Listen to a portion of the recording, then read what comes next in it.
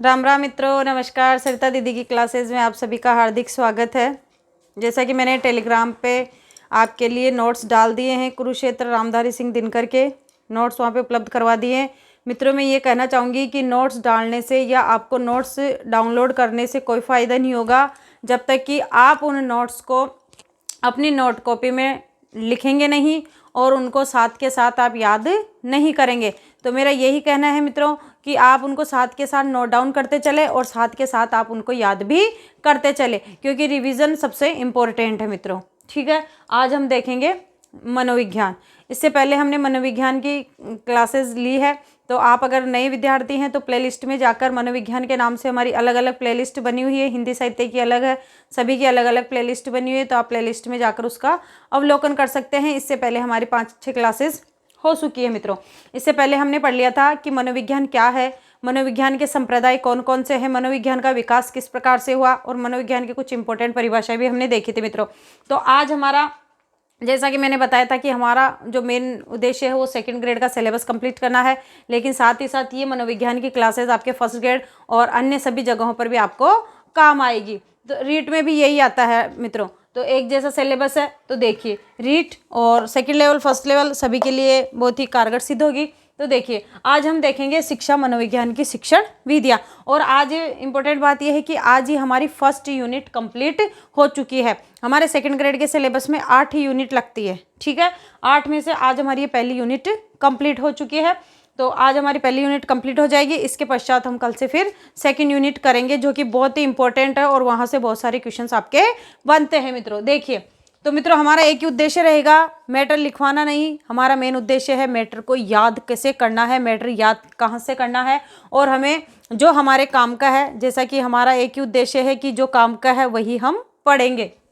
ठीक है मित्रों, देखिए आज हम देखेंगे शिक्षा मनोविज्ञान की शिक्षण विधियाँ, कि किन विधियाँ क्या होती है, कि किन विधियों के द्वारा, किन प्रविधियों के द्वारा कैसे कैसे प्रयोग करके हम बच्चों को पढ़ा सकते हैं या उनके व्यवहार में परिवर्तन ला सकते हैं, किन किन विधियों को हम शिक्षा मनोविज्ञान में काम में लेते हैं। सबसे पहले हम देखेंगे कि कई प्रकार की शिक्षण विधियां हैं जो कि शिक्षण को सुचारू रूप से अच्छे प्रकार से चलाने में हमारी मदद करती है। ठीक है, सबसे पहले हमारी है आत्मनिष्ठ विधियां। देखो मित्रों, आत्मनिष्ठ का मतलब होता है कि स्वयं का स्वयं के द्वारा अवलोकन।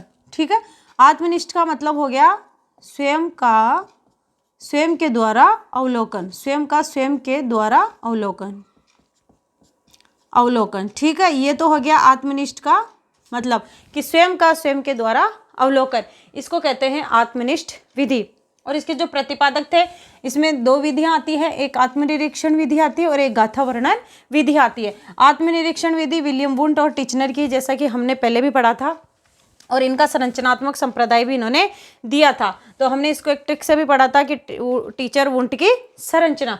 ठीक है, तो आत्मनिरीक्षण विधि यही थी कि स्वयं का स्वयं के द्वारा अपना ही अवलोकन करना। लेकिन मित्रों, इसमें बहुत सारी त्रुटियां भी थी कि अगर स्वयं व्यक्ति अपना अवलोकन करेगा तो कभी भी सही तरीके से अपना अवलोकन नहीं कर पाएगा, उसमें कई सारी खामियां भी होगी।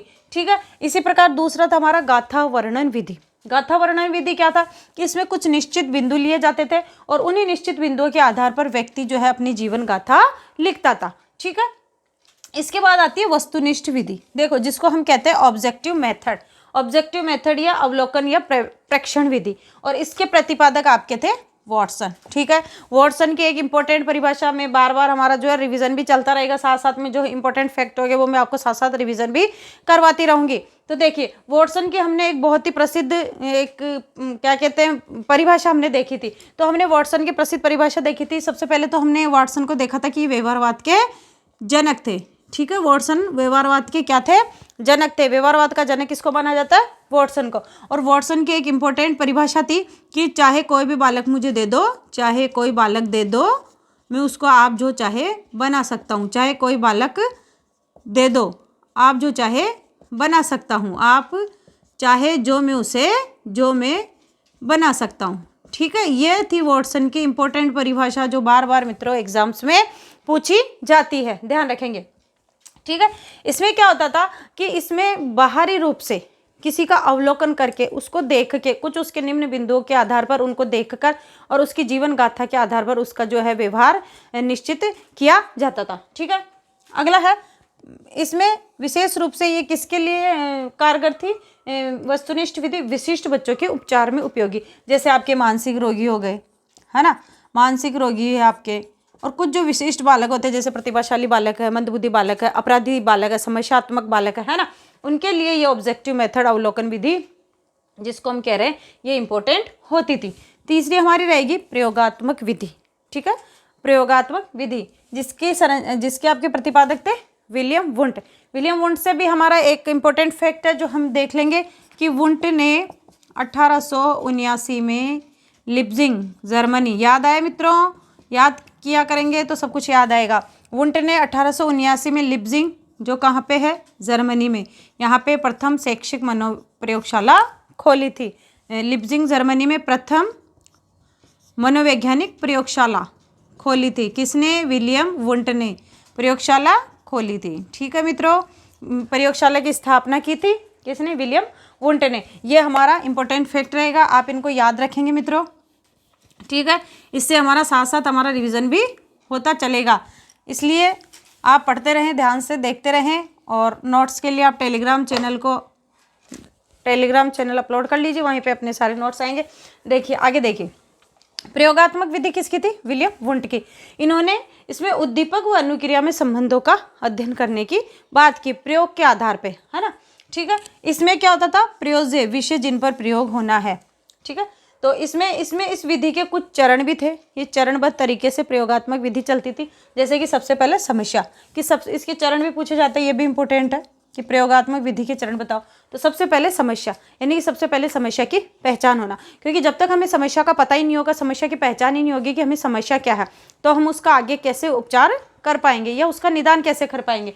तो सबसे इंपॉर्टेंट प्रथम चरण ये होता था कि समस्या की पहचान करना। ठीक है, अगला इसके बाद होता था समस्या का अध्ययन। जब हमने समस्या को देख लिया कि हमारी समस्या क्या है, तो फिर हम उस समस्या का अध्ययन करते थे कि ये समस्या क्यों है, कैसे है, किस प्रकार से है ना। तो इन सारे सवालों के जवाब हमको समस्या का अध्ययन करना पड़ता। उसके बाद हमें परिकल्पना का निर्माण करना होता था। परिकल्पना का निर्माण यानी कि उस पर कोई उपाय ढूंढना, है ना, कि हम किस तरीके से इन समस्याओं को दूर कर सकते हैं। तो ये होती थी परिकल्पना का निर्माण। ठीक है, इसके बाद होता प्रयोज्य विषय जिन पर प्रयोग होना है, कि हम उस विषय को देखते थे कि जिन पर हमको प्रयोग करना है और इन समस्याओं को दूर करना है।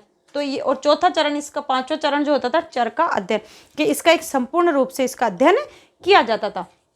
तो ये तो थी हमारी प्रयोगात्मक विधि, जिसको देने वाले आपके थे विलियम वुंट। लिप्जिंग जर्मनी 1879 में इन्होंने प्रथम मनोवैज्ञानिक प्रयोगशाला का स्थापना की थी। ठीक है, ध्यान रखेंगे। अगला है व्यक्ति इतिहास विधि, इंपॉर्टेंट है।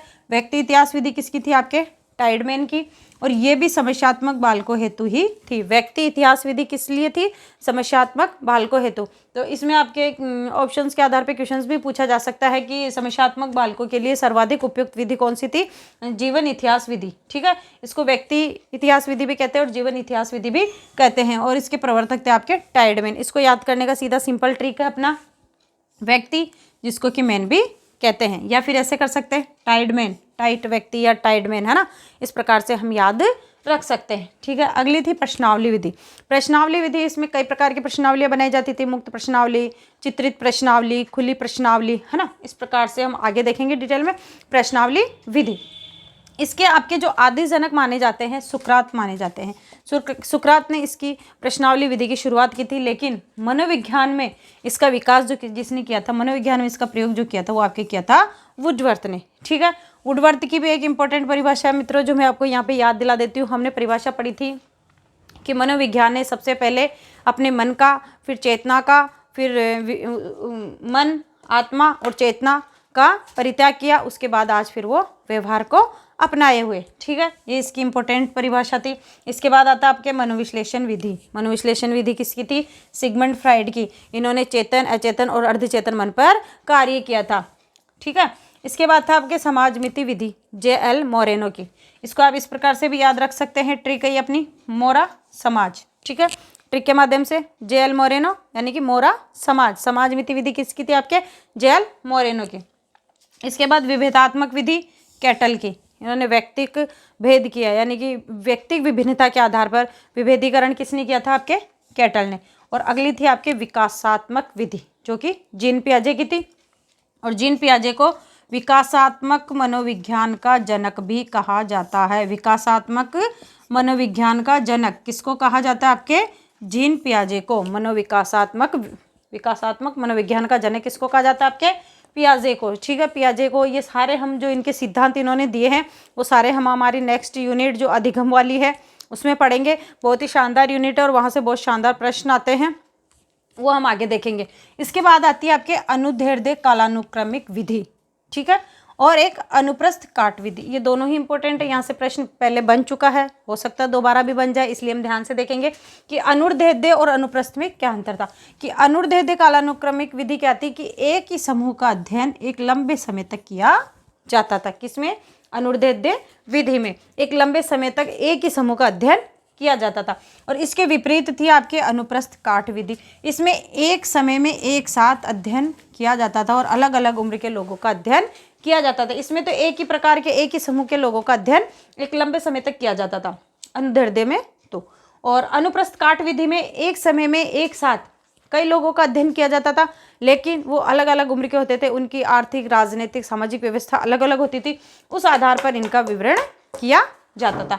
ठीक है मित्रों, तो आज हमारी ये साइकोलॉजी की यही क्लास, अंतिम क्लास इस जो यूनिट की है, 1 मिनट जो यूनिट की है, ये हमारी लास्ट क्लास रहेगी। इसके आगे कल से हम हमारी नेक्स्ट के यूनिट अधिगम वाली यूनिट देखेंगे और वहाँ से हमारी नेक्स्ट क्लास शुरू करेंगे। तो मित्रों धन्यवाद। सरिता दीदी क्लासेस देखते रहें और please like, share and subscribe करें। अगर क्लासेस पसंद आती है तो प्लीज़ लाइक भी करें, अंगूठा दबाएं। मित्रों आप लाइक करना भूल जाते हैं, थोड़ा सा कष्ट करें, अपने अंगूठे को कष्ट दें और लाइक भी करें और सरिता दीदी का हौसला बढ़ाएं और ज़्यादा से ज़्यादा वीडियो को शेयर करें ताकि सभी विद्यार्थियों तक हमारा ये वीडियो पहुँचे। और धन्यवाद। क्लासेस देखते रहें, नोट्स बनाते रहें, पढ़ते रहें। थैंक यू, धन्यवाद।